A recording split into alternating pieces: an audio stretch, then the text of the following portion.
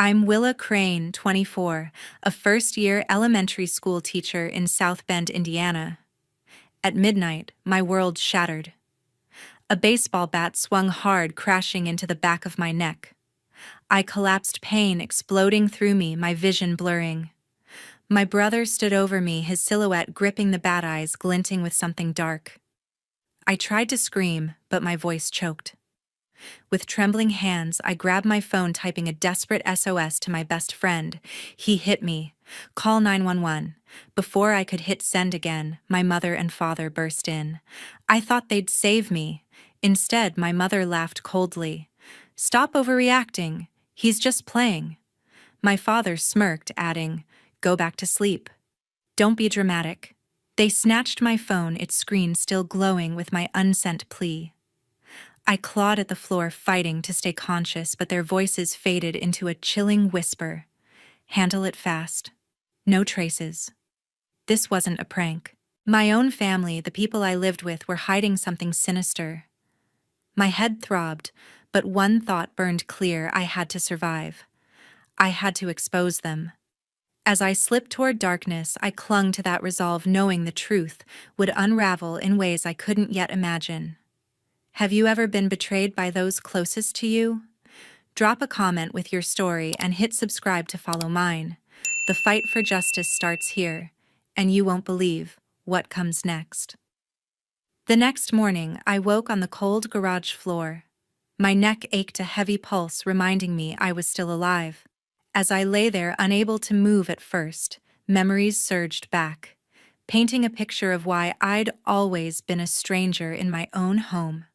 At 24, I lived with my family in South Bend to save money.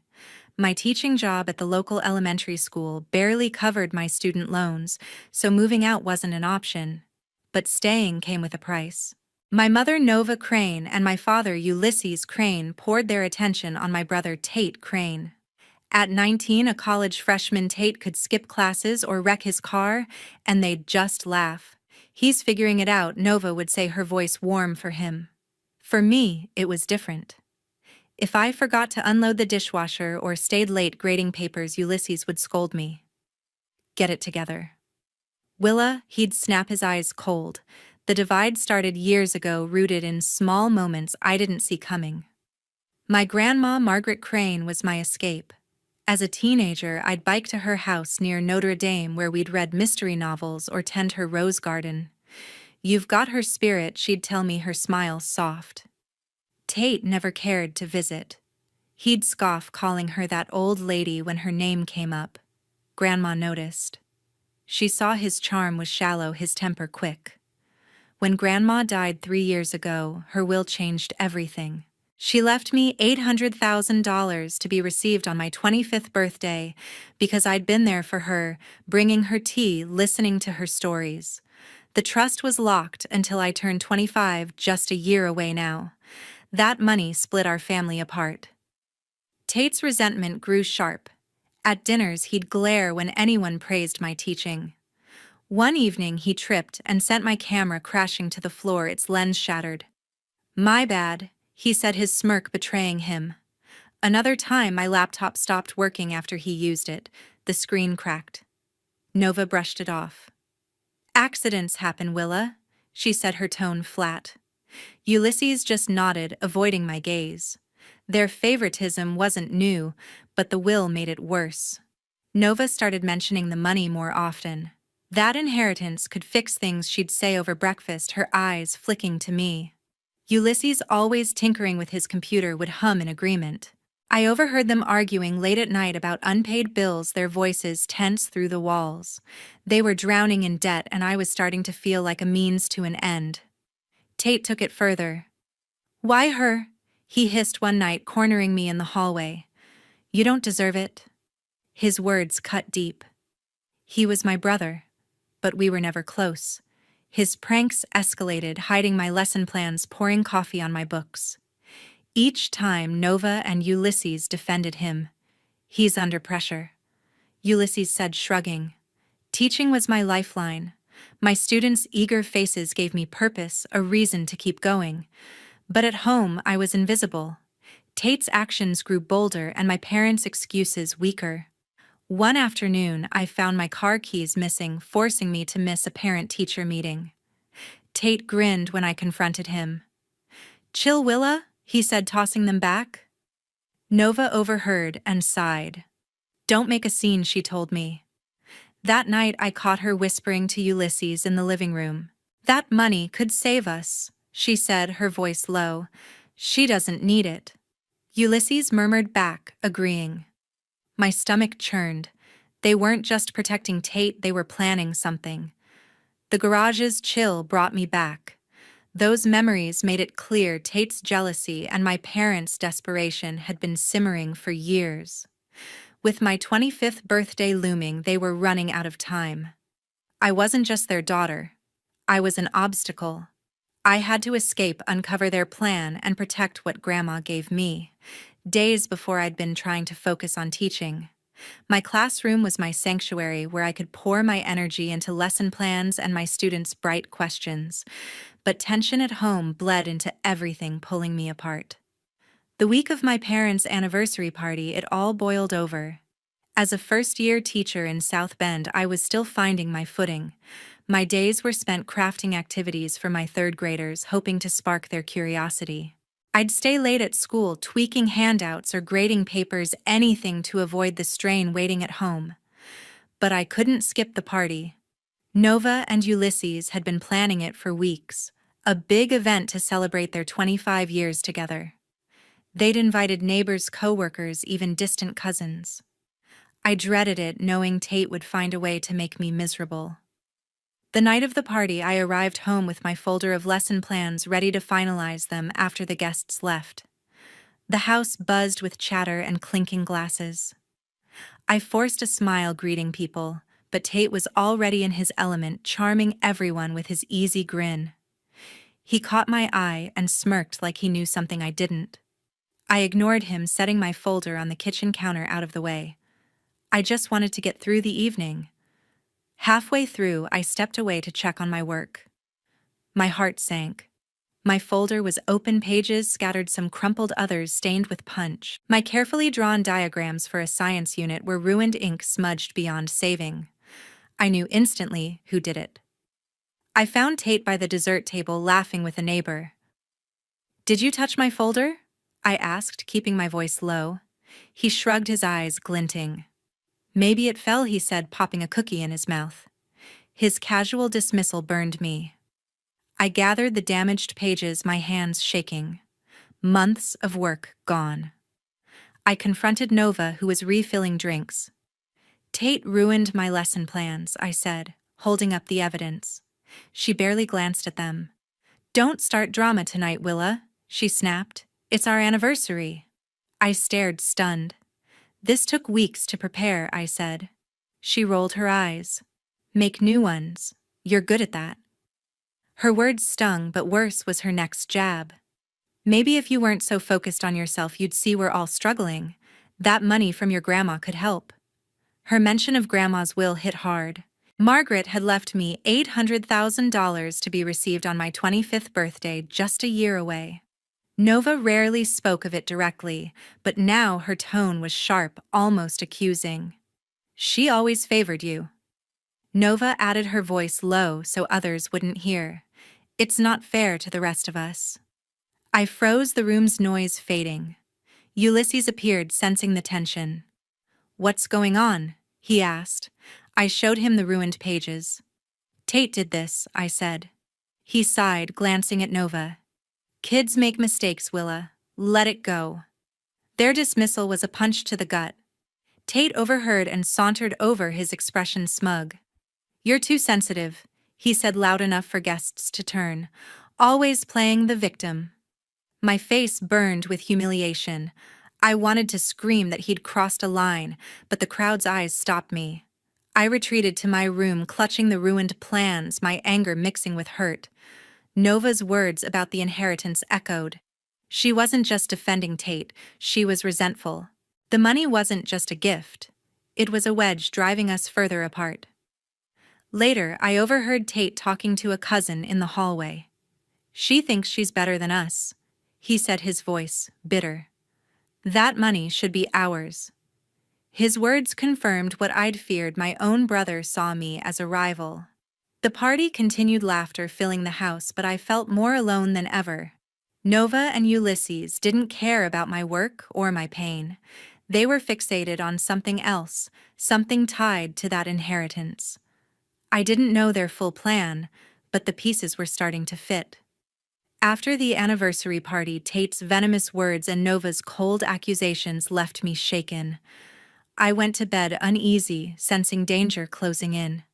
At midnight, my brother Tate swung a baseball bat, striking the back of my neck. I collapsed, pain tearing through me. In a desperate blur, I sent an SOS to my emergency contacts. As I faded, my parents' laughter cut through.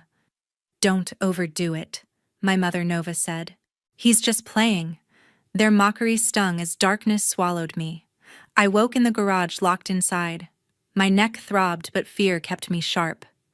The door was bolted, trapping me in the cold, cluttered space. Through the wall, I heard Nova and Ulysses in the kitchen, their voices low and tense. I pressed my ear to the concrete, catching their chilling scheme. "We've got 1 year before she turns 25, Nova hissed. "That money's our only way out." Ulysses replied, his tone grim. "I'll edit the security footage. We'll say Willa attacked Tate. The trust's clause will give us the money." My heart pounded. They were plotting to frame me for assaulting Tate to steal the $800,000 Grandma left me due on my 25th birthday. Their words confirmed my fears. Tate's attack was no accident, it was their opening move. I pulled back, my mind racing. Their plan explained Nova's resentment, Tate's hostility. They saw me as a barrier to the inheritance. I needed proof to fight back. The garage was a mess of boxes and junk, but there had to be something to expose them. I started searching, determined to find evidence before their lies buried me. I crawled to the shelves, pain stabbing my neck. My hands sifted through dusty clutter until I spotted an old laptop half buried under a pile of tools.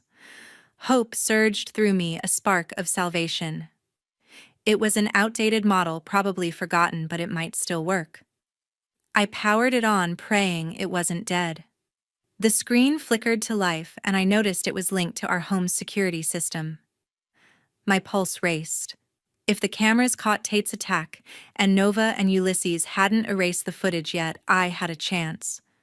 I accessed the system, my fingers trembling. The footage from that night was still there, time-stamped just after midnight. I clicked play, my breath catching. The video showed our living room stark and clear. Tate stood over me, bat raised, his face twisted with rage. He swung and I crumpled, clutching my neck. My voice gasped a plea before Nova and Ulysses appeared. "Move her, now!" Nova said, her tone icy. Ulysses nodded. "Keep it quiet." The footage ended. Triumph coursed through me. They hadn't deleted it, pure luck. I saved the video to a blank USB I found nearby, my hands shaking with excitement. I kept digging on the laptop, checking its files. An email client was open, logged into an old account. There was a message from Grandma's lawyer sent months before she passed, with an attached document, her will. I opened it, my heart pounding. It read, "To Willa Crane. $800,000 at age 25 for her loyalty and care."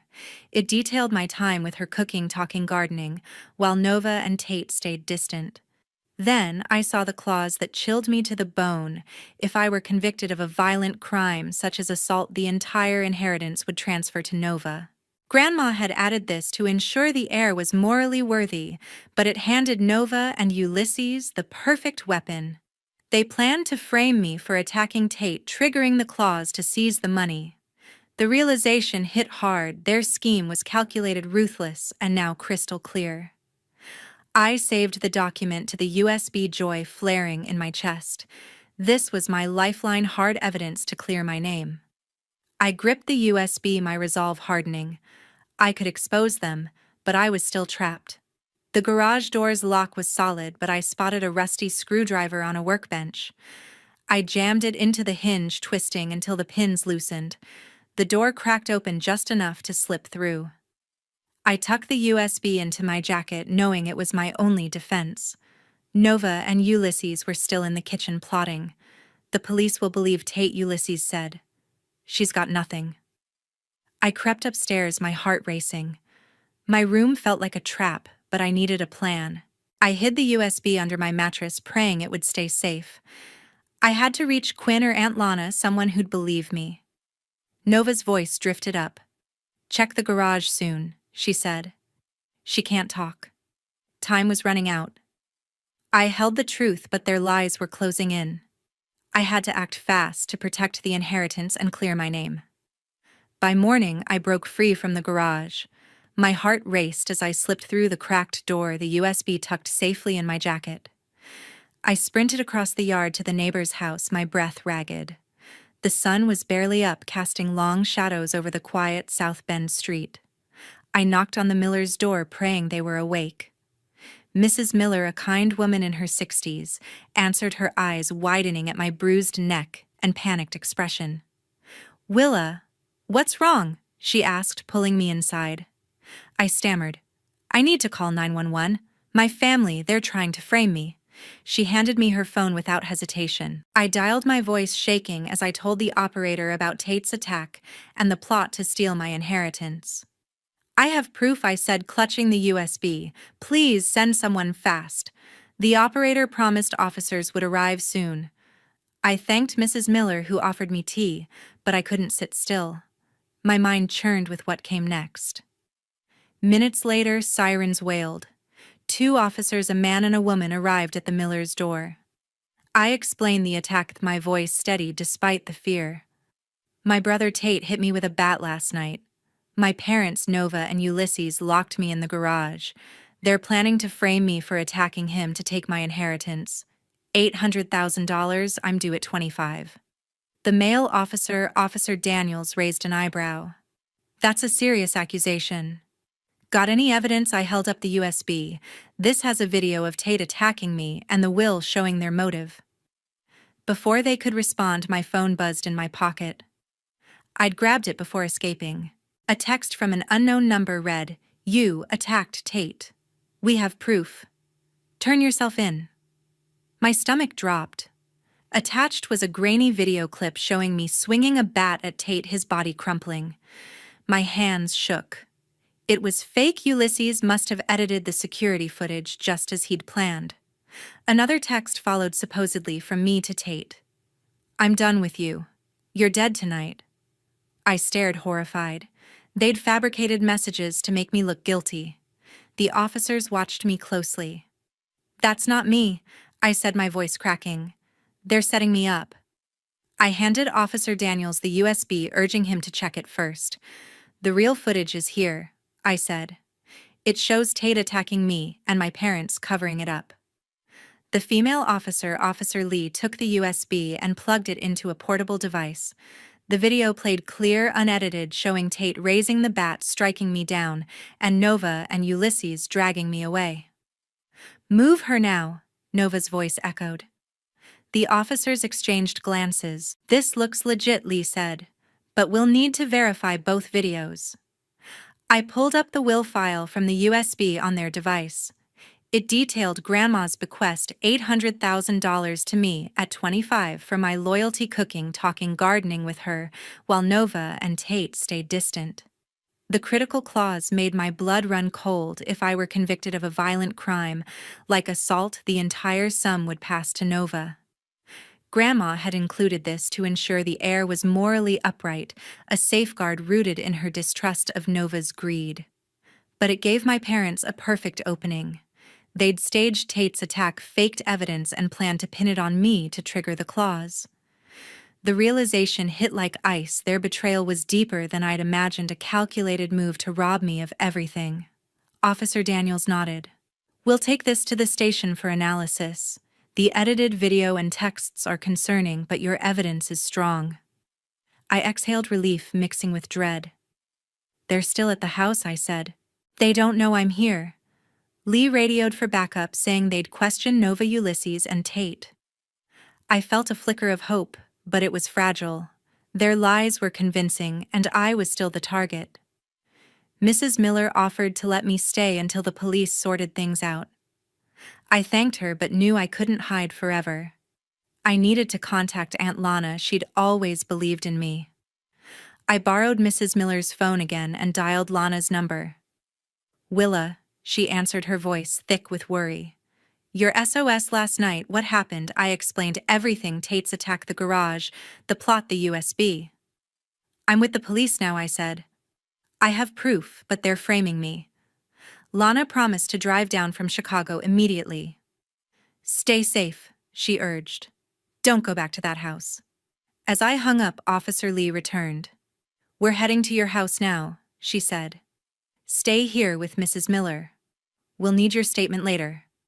I nodded, gripping my jacket where the USB had been. It was my shield, but the fight wasn't over. Nova and Ulysses were cunning, and Tate's rage was unpredictable. I had to stay sharp to protect Grandma's legacy and my freedom. A week later, I faced the jury in St. Joseph County Court. My heart pounded as I stood in the witness box, the USB in my pocket, a heavy anchor. The courtroom was silent, eyes fixed on me. My best friend Lana, a lawyer who'd driven from Chicago, sat at the defense table, her steady gaze giving me strength. I was ready to expose the truth. The prosecutor, a sharp-eyed woman named Ms. Carter, called me to testify. I took a deep breath and began. My brother Tate attacked me with a baseball bat, I said, my voice clear. My parents, Nova and Ulysses, covered it up to frame me for assault. They wanted my inheritance, $800,000 due when I turned 25. I explained the night of the attack how I'd sent an SOS to my emergency contacts and how my parents mocked me, calling it a joke. The jury listened, some scribbling notes. I handed the USB to Lana, who presented it to the court. This contains security footage, I said. It shows Tate striking me and my parents, dragging me to the garage. The judge nodded and a screen was set up. The video played Tate's rage-filled face, the bat swinging, my body crumpling. Nova's cold voice cut through. Move her now. Ulysses muttered, keep it quiet. Gasps rippled through the jury. Lana paused the video, pointing out the timestamp and clarity. This is unedited, she said. Forensic analysis confirms it. Next, I introduced my SOS records. I sent this signal at midnight, I said, showing phone logs time-stamped just before I lost consciousness. The logs listed Lana and my aunt as recipients, proving I'd sought help. Lana corroborated this, explaining she received the alert and called me the next morning, learning of the plot. I pulled out my journal, a small notebook I'd kept for months. This documents their hostility, I said, flipping to entries describing Tate's aggression and my parents' dismissal of my fears. One entry, dated weeks before, read, Nova mentioned the will again. She's obsessed with the money. Another noted Tate's threats after I refused to lend him cash. The judge examined the pages, her expression unreadable. Lana spoke up. These entries align with the timeline of the attack and the scheme to steal Willa's inheritance. Ms. Carter presented the prosecution's case, claiming I'd attacked Tate. She showed their fake video, me swinging a bat at him, his body falling. This is fabricated? I said, my voice steady. My father Ulysses admitted he'd edit footage to frame me. Lana backed me up, citing a forensic report that exposed digital tampering in their video. The jury's faces hardened, sensing the lie. I explained the inheritance. My grandmother Margaret left me $800,000 because I cared for her cooking, talking, gardening, while my parents and Tate stayed distant. I displayed the will from the USB, highlighting the clause. If I were convicted of a violent crime like assault, the money would pass to Nova. My grandmother added this to ensure the heir was morally sound, I said. She distrusted Nova's greed. My parents used this clause to frame me, staging Tate's attack to trigger it. The jury leaned forward, absorbing the motive. Lana took the floor, her voice commanding. The evidence is clear, she said. The unedited video, SOS logs, and journal confirm Willa's account. The prosecution's video is manipulated, and their texts claiming Willa threatened Tate are from a burner phone, not hers. She presented a police report tracing the texts to Ulysses. The courtroom buzzed. Lana's expertise shone dismantling their lies. The judge called a recess to review the evidence. I sat with Lana, my nerves fraying. "You did great," she whispered. "They can't ignore this." I nodded, gripping her hand. The USB SOS and journal were my shield, but doubt lingered. My family's deception ran deep, and I feared they'd slip away. When court resumed, Officer Daniels, who'd responded to my 911 call, testified. "Willa's evidence matches what she told us," he said. "The fake video and texts were traced to Ulysses's devices." The jury's eyes narrowed. Ms. Carter tried to argue, but her case crumbled under the weight of Lana's cross-examination. The judge delivered her ruling. "Based on the evidence, there's probable cause to charge Nova Crane Ulysses Crane and Tate Crane with assault and fraud." Officers moved in, handcuffing my parents and brother. Nova's face twisted in fury. Ulysses stared blankly, and Tate muttered curses. I exhaled, relief washing over me. Their plan to steal my grandmother's legacy had failed. As they were led away, Lana squeezed my shoulder. "You're free," she said. I felt lighter, but the fight wasn't over. The inheritance was safe for now, but I had to stay vigilant until I turned 25. Justice was close, and I wouldn't let it slip away. 2 weeks later, my mother's online attacks began. Nova, out on bail, unleashed a torrent of posts on social media branding me unstable. Her words stung like venom. "Willa Crane has mental issues," she wrote on a public forum, claiming I'd fabricated the assault to ruin the family. The lies spread fast, twisting my reality. I woke to a flood of notifications. Friends from high school unfollowed me. Neighbors I'd known for years sent cold messages. "Is it true? You're unhinged?" My inbox filled with accusations from strangers echoing Nova's claims. At the grocery store, Mrs. Larson, who'd once baked me cookies, turned away when I waved. The weight of isolation pressed harder than ever. I scrolled through Nova's posts, each one a dagger. She painted me as a delusional liar, desperate for my grandmother's $800,000 inheritance due when I turned 25. I was 24 with 1 year left to endure this nightmare. At school, the fallout hit harder. I taught history at South Bend High, where I'd poured my heart into lessons. On Monday, Principal Andrews called me to his office. His face was grim. "Willa, parents are complaining," he said. "They're worried about your stability after those posts." I clenched my fists, explaining Nova's lies and the court case. He sighed. "I believe you, but we have to suspend you pending an investigation." My stomach dropped. Teaching was my anchor, and now it was gone. I left his office, my cheeks burning with shame, though I'd done nothing wrong. Back home, I sat on my couch staring at my phone. Lana called, her voice sharp with anger. "Nova's trying to destroy your reputation," she said. "We can sue for defamation, but it'll take time." I appreciated her fire, but time wasn't on my side. The inheritance loomed a beacon of freedom, but Nova's attacks threatened to bury me first. I couldn't stay in South Bend, where every glance felt like a judgment. I needed to escape, to rebuild where no one knew my name. I opened my laptop and searched for teaching jobs far from Indiana. Chicago caught my eye, Lana's city with its sprawling schools and fresh start. I found a posting for a history teacher at a public high school. The application asked for a resume and a cover letter. I hesitated, my fingers hovering over the keys. Could I leave my grandmother's legacy behind? Margaret had trusted me to protect her gift, but staying meant fighting a war I wasn't sure I could win. I started typing, pouring my passion for teaching into the letter. "I aim to inspire students with stories of resilience," I wrote, thinking of my own battle. As I worked, my phone buzzed with a text from an unknown number. "You'll never get that money," it read. My pulse raced. It had to be Nova using a new number to taunt me. I forwarded it to Lana, who promised to trace it. "She's desperate," Lana said. "This proves she's scared." I nodded, though fear gnawed at me. Nova's lies had already cost me my job and my community. What else could she take? I walked to the library, avoiding prying eyes. There, I printed my application and researched apartments in Chicago. A small studio near the school seemed affordable. I imagined a new life, new students, new streets, no whispers about my sanity. But doubt crept in. Leaving felt like letting Nova win, like abandoning my grandmother's trust. I clutched the printed pages, torn between staying to fight and fleeing to heal. That evening, I met Lana at a diner.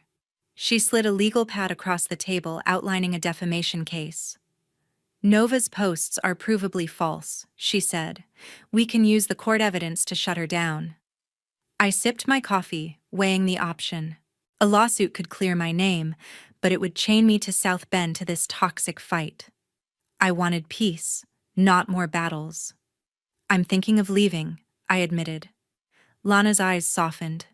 I get it, she said. But wherever you go, I'll back you. Her support steadied me, a reminder I wasn't alone. By midnight, I'd made my choice. I submitted the Chicago application, my heart pounding with resolve. South Bend held too many scars: Nova's lies, Tate's violence, Ulysses' silence. The inheritance was my future, but I couldn't wait for it in a town that no longer felt like home. I packed a small bag, ready to visit Chicago for an interview. A new chapter waited, and I'd write it on my terms.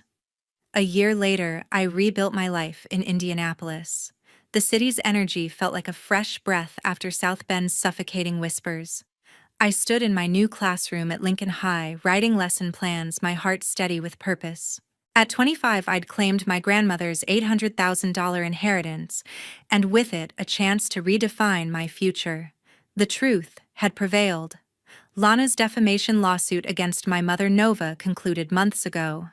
A judge ruled Nova's online claims, calling me mentally unstable, were false, ordering her to retract them. The ruling spread across local news, clearing my name.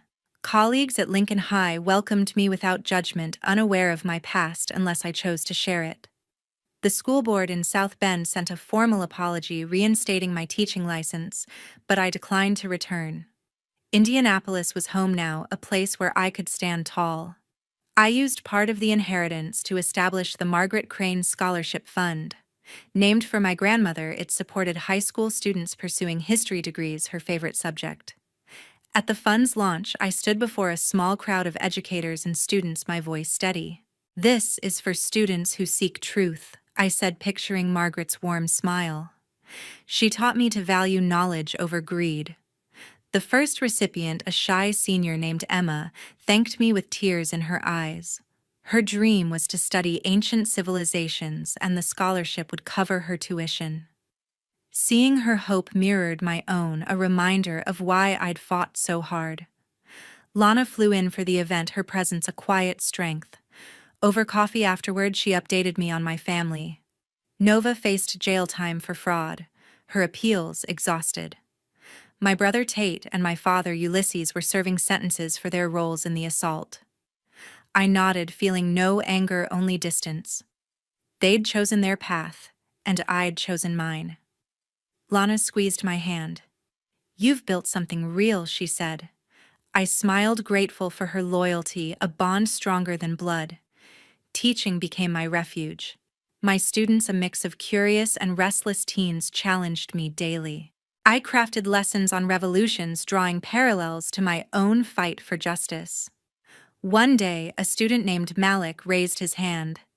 "How do you know what's true when people lie?" he asked. I paused, thinking of Nova's posts, Tate's violence, Ulysses's silence. "You dig for evidence," I answered. "And you trust those who stand by you." Malik nodded, scribbling in his notebook. Moments like these felt like victories, small but profound. The inheritance gave me stability, but I lived modestly. My apartment, a cozy one-bedroom near the school, held simple furniture and bookshelves packed with history texts.